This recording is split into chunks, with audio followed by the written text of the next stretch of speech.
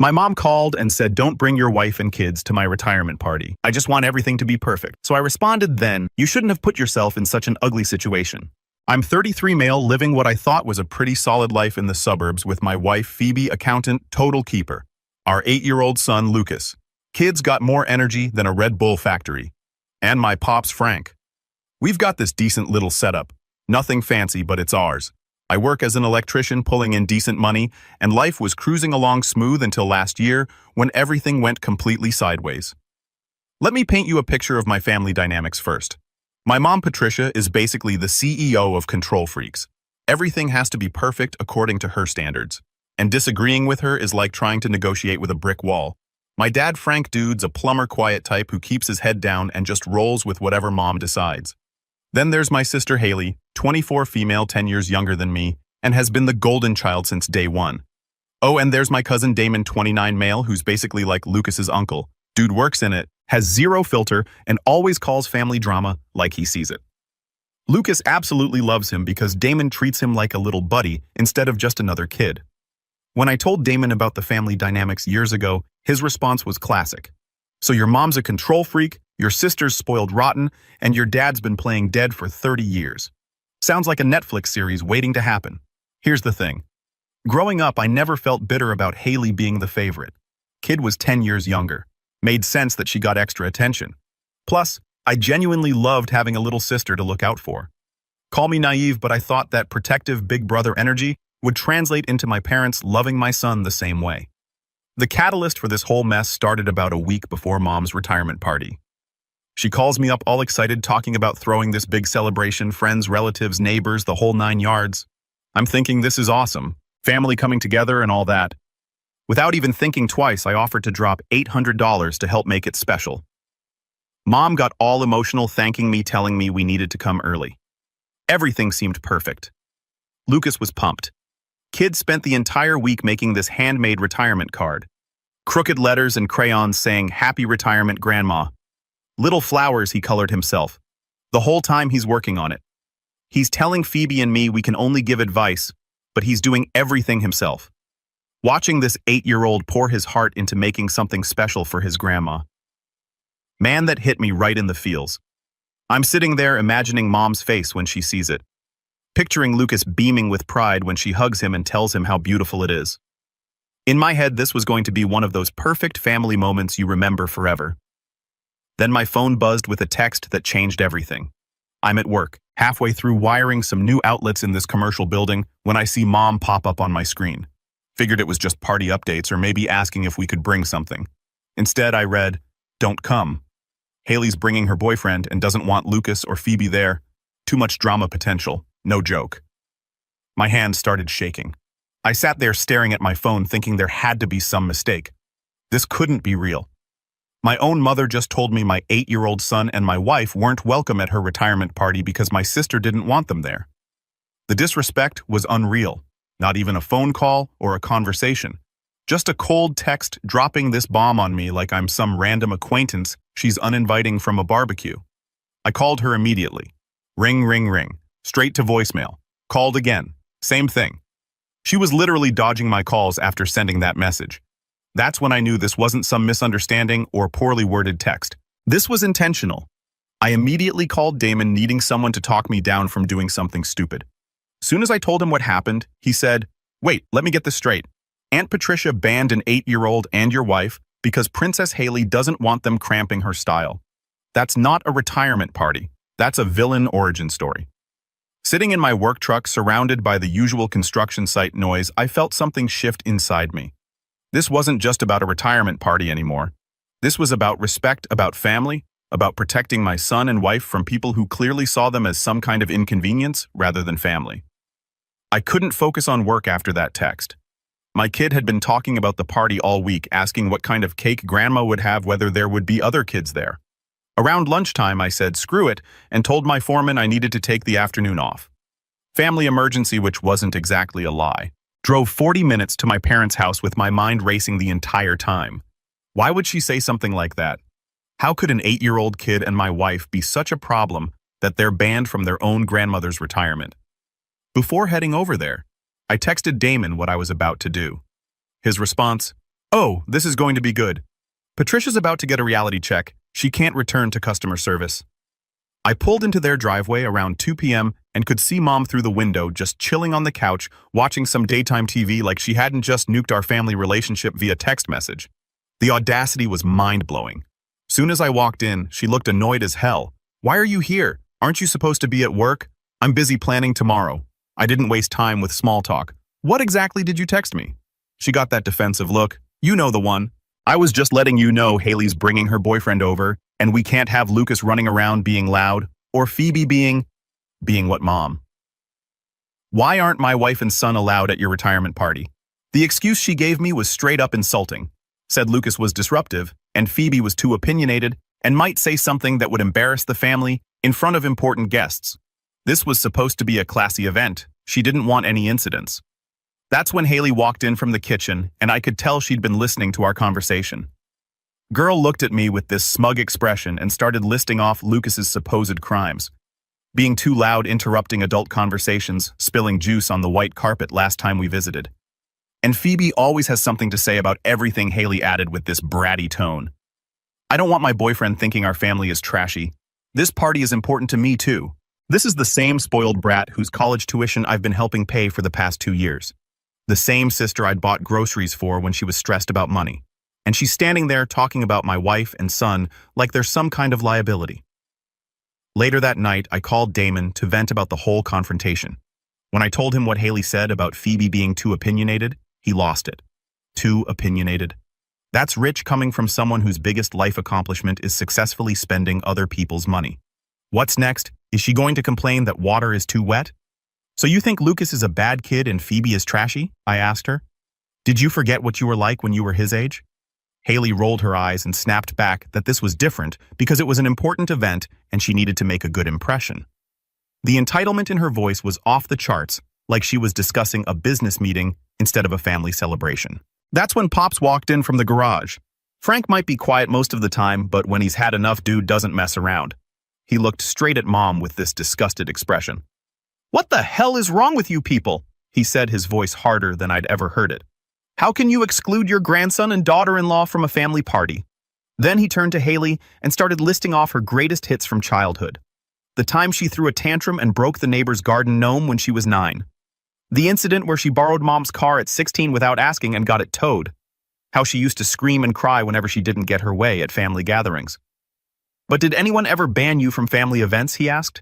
Did anyone ever call you an embarrassment? Haley just stood there with this pouty look, mumbling something about how that was totally different and not the same thing at all. Dad wasn't done, though. He told Mom if she didn't apologize to my family right then and invite us to the party, he wouldn't be attending her retirement. Mom's response. She started screaming about how ungrateful we all were, how she'd worked hard for 35 years and deserved to have her retirement party exactly how she wanted it. If I don't want certain people there causing problems, that's my right. But Dad stayed calm, reminded her that family comes first, and he'd spent 30 years watching her play favorites and treat people like accessories for her perfect image. I'm done enabling this behavior, he said. You've turned into someone I don't even recognize. I'm watching my parents go at it like this for the first time in my entire life. And it hit me. This wasn't just about Lucas and Phoebe. This was about years of toxic behavior that Dad had been quietly enduring. When I was getting ready to leave, completely done with the whole situation, Dad followed me out to my truck. He leaned in and said something that stuck with me. You don't have to take this crap anymore. Stand up for your family. That drive home was when I made my decision. I wasn't just going to walk away and let this slide. If Mom and Haley wanted to treat my family like we were disposable, then they were about to find out exactly how disposable their comfortable lifestyle was without my financial support. The ride home from my parents' house was intense. I'm gripping the steering wheel, mind racing with everything that just went down. The disrespect, the way Mom acted like excluding my wife and son, was just some minor party planning decision. By the time I pulled into my driveway, I'd made a decision that would change everything. See, here's the thing nobody talks about in these family drama situations. Sometimes being the bigger person just enables toxic behavior. Sometimes you have to show people there are consequences for treating your family like garbage. I walked into the house where Phoebe was helping Lucas with some homework at the kitchen table. Kid looked up at me with this huge smile, asking if I was excited about Grandma's party tomorrow. Seeing that innocent excitement on his face while knowing what Mom and Haley had said about him and my wife, that sealed it for me. After Lucas went to bed, I sat Phoebe down and told her everything. Watched her face change from surprise to hurt to anger as I explained the text, the confrontation, the things Haley said about both of them. When I got to the part about them calling Lucas disruptive and her too opinionated, Fee's jaw dropped. They banned both of us, she asked, her voice getting higher. What the hell did we ever do to them? Tomorrow take Lucas to that new arcade place, I told her.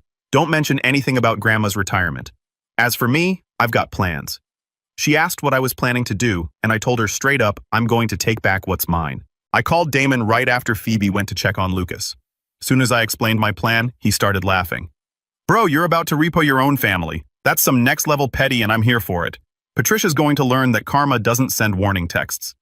That night, I locked myself in my home office and started making a list. Not just any list. A detailed inventory of every single thing I'd bought for my parents over the past 7 years. I pulled up online receipts, bank transfer confirmations, warranty information, the whole 9 yards. Want to know how much I'd spent on these people who just told me my wife and son weren't welcome in their house? Try $45,000. 45 grand from a middle-class family budget. Started with the big-ticket items. $1,100, Samsung refrigerator when Mom's old one died. $750 LG washer because the old one was embarrassing. $1,800 sectional sofa from Rooms to Go because Dad complained the old couch was falling apart. Then there was the 60-inch TCL TV for $1,200 because Mom's eyesight wasn't good enough for the smaller screen. I didn't just buy the TV either, paid for professional mounting and all the streaming services. But the real kicker, Haley's college tuition, 18 grand over 2 years, so she wouldn't have to work part-time and could focus on her studies. Started helping her after she came to our house crying about student loan interest crushing her. I originally offered to loan her the money interest-free, but Phoebe convinced me to just gift it to her. Big brother looking out for little sister, right? Plus, all the smaller stuff, dining set, bedroom furniture, kitchen appliances, coffee maker, laptop for Haley, random living expenses when she was stressed about money. Nearly everything in that house had been paid for with our money. And now, they had the nerve to tell me my family wasn't good enough to be there. I found this used furniture pickup service online. One of those places that buys decent stuff and resell it. Called them up, explained. I had a house full of furniture I needed, moved ASAP, and they were happy to help. Scheduled them for the next morning at 11 a.m., right in the middle of Mom's precious retirement party. The plan was simple, but effective. Show up during the party with the moving crew and reclaim every single item I'd purchased. Everything had receipts in my name. Bank transfers to prove payment. Legally, it was still my property that I'd been letting them use. When I texted Damon the final details, his response had me cracking up. This is better than Netflix. You're about to turn Patricia's retirement party into an episode of Repo Wars. I'm genuinely disappointed I can't be there to watch Haley's face when the TV comes down. Was it petty, maybe? Was it justified? Absolutely. I stayed up until 2 a.m., organizing everything. Addresses for the furniture service, copies of receipts, a detailed list of what needed to be removed. This wasn't how I wanted things to go, but they'd forced my hand. Some people might say I should have just walked away, cut quietly, been the bigger person. But here's the thing. Sometimes the bigger person approach just enables toxic people to keep being toxic. As I finally went to sleep, I kept thinking about Lucas's retirement card sitting on his dresser, ready to give to a grandmother who just banned him and his mother from her house. Tomorrow, she was going to learn exactly what happens when you mess with my family. Morning of Mom's retirement, Phoebe took Lucas to the new arcade like we planned. Kid was excited about the laser tag arena, completely oblivious to the family drama brewing. At exactly 11 a.m., I pulled up to Mom's house in a white moving truck with 2 guys from the furniture pickup service. Professional movers, uniformed and everything. The scene was perfect. Smooth jazz floating out of the windows, about 40 guests mingling around, total celebration vibes. Walking up to the house, some relatives immediately spotted me and started with the warm greetings. Jeremy, so glad you made it. That's when my mom's sister mentioned how Patricia had told everyone my family couldn't come because we had other commitments. The lies just kept stacking up. Not only had she banned us, but she was telling people we'd chosen not to come. Mom came out looking all done up in this floral dress, makeup perfect, playing the gracious retiree role. As soon as she saw me, she whispered, "You came alone. That's good. It'll be more comfortable this way." I looked her dead in the eye and said, "I'm disappointed in you." Watched her smile falter for just a second before she forced it back on for her guests. That's when I made my move. Walked straight into the house, headed for the Bluetooth speaker, playing that smooth jazz, and unplugged it. Sudden silence. Every conversation stopped. All eyes on me. Then I pointed at the 60-inch TCL TV mounted on the wall and told the movers, "Take that down." The shock in that room was immediate. You could literally feel the energy shift from celebration to confusion to, "What the hell is happening?" Mom rushed over, her voice getting shrill. "Jeremy, what do you think you're doing? This is my retirement party. I'm taking back what's mine." I told her, staying calm. "What do you mean yours?" "That's my TV. Everything has receipts in my name along with bank transfers. It's mine." That shut her up real quick. Haley and her boyfriend, let's call him Brad, came running in when they heard the commotion. Haley saw the movers carefully removing the TV and completely lost her mind. Started screaming at me to stop trying to get between me and the movers. "You can't do this. This is Mom's special day." "Step aside, Haley," I told her. "No, you're ruining everything. Do you want me to call the police? Let them verify who owns this stuff." Haley's face went white. She knew I had her dead to rights.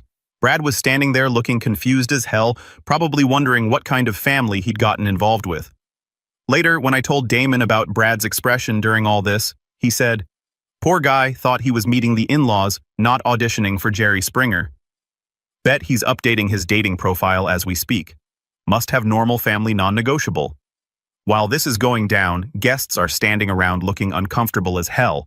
Some are whispering a few look ready to bolt, but I'm focused on the mission. When the TV was loaded, I pointed the movers toward the kitchen. Next is the Samsung fridge. That's when Aunt Eleanor, Mom's sister, stepped in, trying to play peacemaker, asked me to calm down and explain what was happening. Before I could answer, Mom jumped in with her victim narrative, how she'd made a reasonable request about the guest list and now I was being vindictive. But Aunt Eleanor wasn't buying it. She told Mom to stop talking and let me explain. So I laid it all out. Told the entire room about the text message, how Mom had banned my 8-year-old son and my wife from the party because Haley didn't want them there. Explained how they said Lucas was too disruptive and Phoebe was too opinionated and would embarrass the family. The silence that followed was deafening. I pulled out my phone and showed them the actual text. Watched faces change as they read Mom's cold words. The warmth these people had for her started evaporating in real time. Uncle Mike, Dad's brother, spoke up first. "Patricia, how could you do something like that? Lucas is just a kid. And Phoebe's part of this family." Then Janet, Mom's longtime co-worker, shook her head in disappointment. "I can't believe you'd exclude your own daughter-in-law and grandson from your retirement party." When someone asked Haley directly how she could feel okay about banning a child and his mother, she started with the defensive excuses. Afraid Lucas might be disruptive. Didn't want comments making Brad uncomfortable. Needed everything to be perfect. I cut her off and asked the room point blank, "Would any of you feel embarrassed if Lucas was loud or if Phoebe had opinions about things?" Every single person said no. Helen, one of Mom's neighbors, even added that she'd been looking forward to seeing Lucas today, that kids bring joy to celebrations. The atmosphere completely flipped. What started as confusion turned into sympathy and support for what I was doing. Guests began looking at Mom and Haley like they were seeing them for the first time. George from down the street shook his head and told his wife they should leave. "This isn't a celebration anymore. It's just sad." One by one, people started making their exits. Polite goodbyes to me. Many offering words of support for my family. The elegant retirement party Mom had planned was turning into a public humiliation. But the real shock came when Brad stepped over to Haley with this serious look on his face. "Haley, this whole situation makes me uncomfortable. The way you talk about a child and his mother, I have nephews and I'd never want someone treating them like this. Dude's a good guy." Could see right through Haley's entitled attitude. She tried to explain, begging him to understand her perspective, but he was done. "I think we're at different places when it comes to family values." Gave me a respectful nod and walked straight out. Within 15 minutes, that room of 40 guests had cleared out to just a handful. The few remaining people were gathering their things ready to bounce. Before leaving, Mrs. Margaret told Mom she was disappointed in her choices. That family should come first. Just like that, the house was empty except for Mom, Haley, the movers, and me. Untouched party tables, decorations, and the echo of a celebration that never actually happened. Time to finish what I started. With all the guests gone, I told the movers to keep going. Take everything on the list. That's when Dad emerged from the bedroom where he'd been hiding during the whole confrontation. Dude had stayed inside the entire time, probably knowing exactly what was about to go down. Mom immediately started blaming him, screaming about how he could just stand there and let me steal everything. Dad's response was ice cold. He bought those things. He has every right to take them. I told you this would happen if you kept treating his family like dirt. For the next hour and a half, I watched these professional movers systematically dismantle everything I'd paid for. The Samsung fridge got wheeled out first, then the sectional sofa, the LG washer microwave coffee maker. Piece by piece, that house emptied out. Mom and Haley just stood there the whole time, helpless. Haley kept crying and asking how I could do this to Mom, while Mom alternated between rage and this pathetic victim act. They didn't dare try to stop it because they knew I had them legally. Every receipt, every bank transfer, every warranty was in my name. When I texted Damon updates throughout the process, his responses kept me laughing. So they went from retirement party to estate sale in 2 hours. That's got to be some kind of record. Patricia Speed ran her way to karma. When everything was loaded, the moving company manager transferred $4,800 to my account, their payment for the used furniture. Here I was getting paid to reclaim my own property from family members who just disrespected my wife and son. As the truck pulled away, I turned back for one last look at the house. It stood there hollow and empty, just bare walls and the few worn-out items I hadn't purchased. Mom was sitting on the front steps looking completely shell-shocked, while Haley was by the door crying into her phone, probably trying to get Brad to come back. But I wasn't done yet. Reached into my jacket pocket and pulled out Lucas's card, the one he'd spent a week making with those crooked crayon letters and carefully colored flowers. Walked over to Mom and held it out. This is the gift Lucas made for you. For a second, I thought maybe seeing that innocent handmade card would snap her out of it, make her realize how wrong it was to exclude him and Phoebe. Maybe she'd finally understand what she'd thrown away. Instead, she stood up, snatched the card from my hand, and tore it to shreds right in front of me. "Your brat and that mouthy wife of yours ruined my retirement," she screamed. "This is all their fault." Haley joined in. "Yeah, because of you. Brad broke up with me. I hope you're happy." Watching that card get destroyed, the one my 8-year-old son made with so much love and care, sent this sharp pain through my chest. But I didn't yell back, didn't lose my temper. Instead, I calmly bent down and started picking up the torn pieces. Each scrap represented hours of his time, his excitement, his love for a grandmother who just literally destroyed his gift in front of his father. I gathered every piece and put them in my pocket. When I stood up and looked at my mother, everything became clear. This woman hadn't just rejected her grandson's love. She'd destroyed it right before my eyes. "You're a pathetic excuse for a mother and grandmother," I said, looking her straight in the eye. For a moment, everything went still. Mom and Haley both froze, unable to respond to words that probably hit harder than anything I could have taken from their house. I turned and walked to my truck without looking back. Just as I was about to get in, I heard Dad's voice behind me. "Wait, I'm coming with you." Turned around to see him walking out with 2 suitcases and a manila envelope in his hand. He'd been preparing for this moment, probably longer than I realized. When Mom saw her husband heading for the gate, she jumped up, screaming, "Frank, you can't just leave me!" Then he dropped the bomb none was expecting. He paused and pulled out the manila envelope. "Patricia, you're being served with divorce papers. My lawyer will be in touch." Her face went white as he handed her the papers. 35 years of marriage, and this is how you treat our family. I'm done." He kept walking toward my truck. At the gate, he turned back one final time. "You and Haley deserve each other. Maybe now you can both learn what it's like to actually work for what you have." His words left both of them speechless. Haley's mouth was hanging open, like she couldn't believe what was happening. When Dad reached the truck, he looked at me and asked, "You have space for your old man?" My throat tightened with emotion. I told him he could stay with me for the rest of his life. In that moment, everything shifted. I wasn't alone in this. I had my father, the one person in my family who truly understood what family should mean.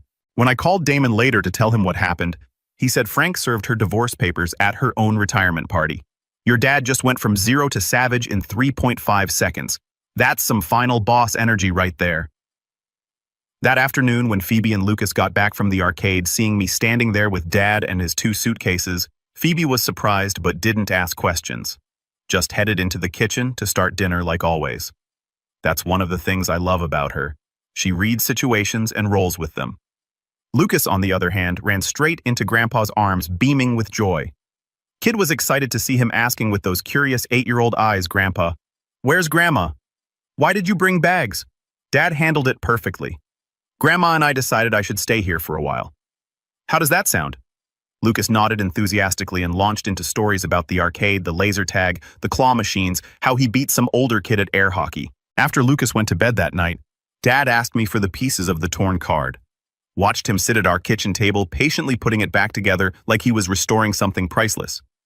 When Phoebe came out and saw what he was working on, she got emotional thinking about how our son had spent a week making that card, only to have it destroyed so heartlessly. Later that night, the three of us sat around the table and I told Phoebe everything from start to finish. After listening quietly, she looked at me and said, "I'm proud of you for standing up for us. That took guts." Then she turned to Dad. "Frank, you're welcome here as long as you want. This is your home too." That's when it hit me. This right here with people who genuinely love and respect each other. This is my real family. The next few weeks, Dad slipped into our household rhythm like he'd always been there. He took over dropping Lucas off and picking him up from school, which the kid absolutely loved. During those car rides, Dad would tell him stories from his plumbing days and teach him basic life skills. Dad tried to contribute money from his pension for household expenses, but I shut that down immediately. "Keep that money for yourself, Dad. I've got everything covered." What he did instead was quietly open a college savings account for Lucas without telling us. One day he mentioned it. "This is for my grandson's future. He's going to need that money for school someday." Damon started coming around more often too, usually showing up on weekends to hang out with Lucas.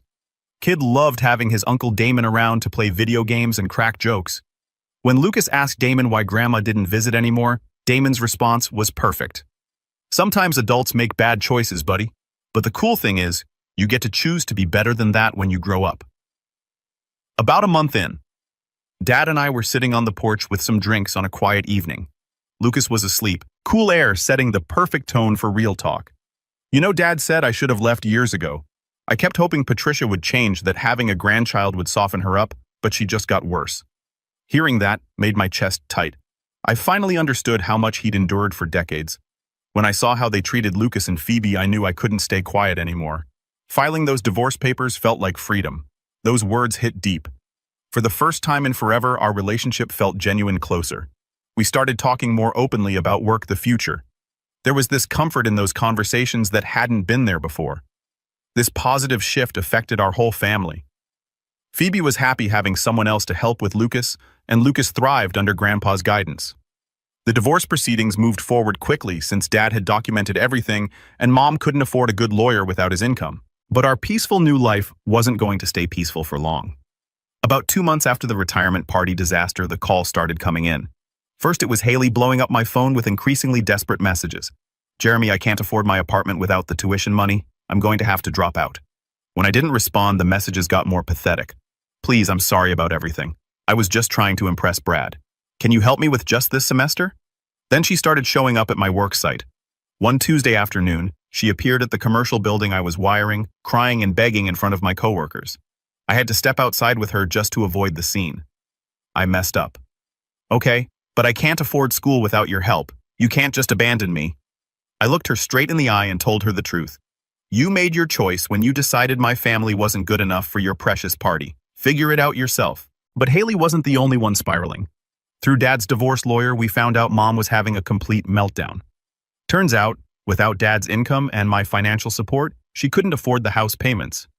The retirement party had cost her almost $3,000 money she didn't actually have.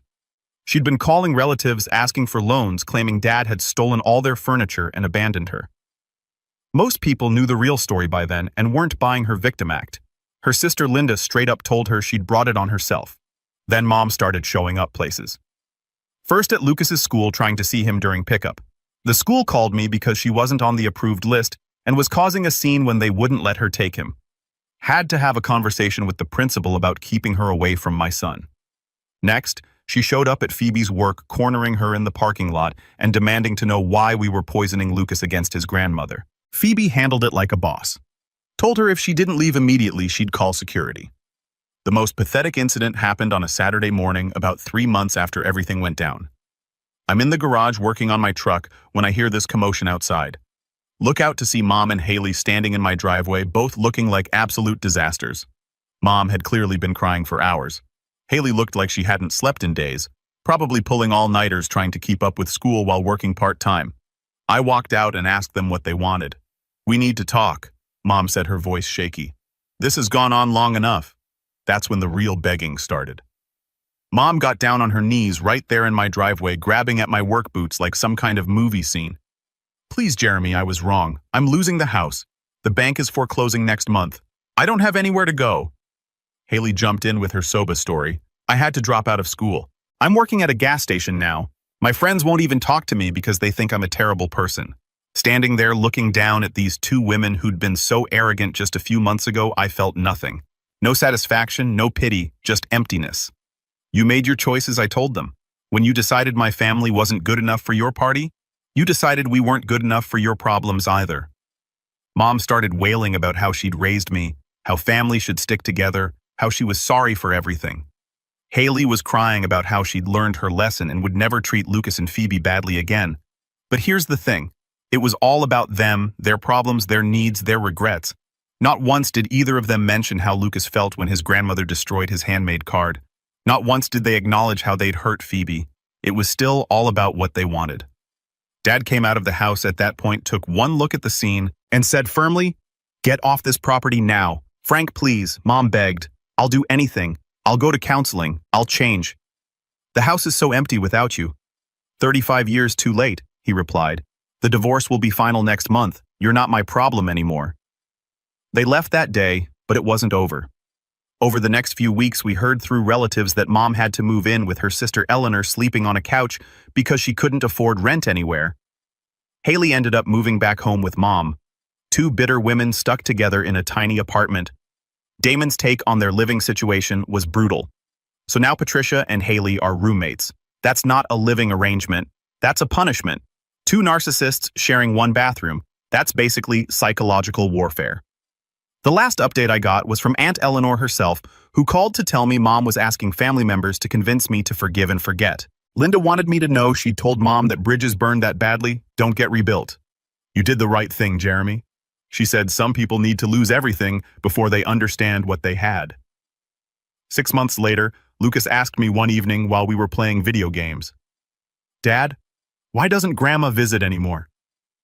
I looked at my son, this happy, confident kid, who was thriving with Grandpa Frank's attention and love, and gave him the simplest answer I could. "Sometimes people make choices that hurt others, buddy. When that happens, we have to protect ourselves." He nodded, like that made perfect sense, and went back to his game. That's when I knew I'd made the right decision.